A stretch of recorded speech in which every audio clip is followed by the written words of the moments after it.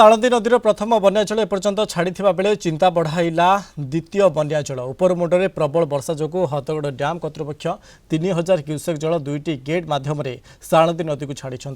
जहाँफल तलिया अंचल पुणी जलावन्न होती तेबे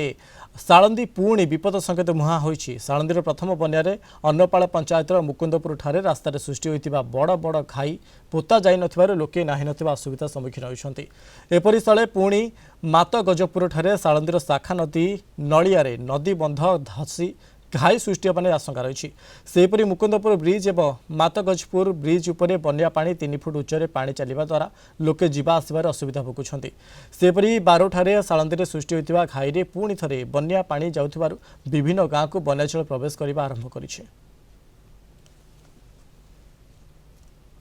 आम गाँव बर्तमान बहुत बन्या संकट प्रबल पानी घर लोक मैंने अच्छा भयभीत अवस्था अच्छा तलगोबिंदा ग्राम पंचायत विशेषकर 5-6टा गाँव प्रबल पानी घर अच्छी नरसिंहपुर तियाड़साई मातजपुर हटनगर नाथपड़ा निश्चंदा जेनासाई पर्यटन तलगोबिंदा रेवेन्यू टोटाल विच्छिन्न हम जदि ये पानी बढ़ साळंदीर जो उपनदी नालिया नदी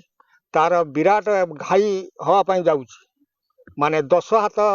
बंध नष्ट हो गलानी खसी जाइए आ मात्र अल्प किसी बाकी अच्छी आमे माने प्रशासन पाखरे अनुरोध करूछु शीघ्र तो शीघ्र आसी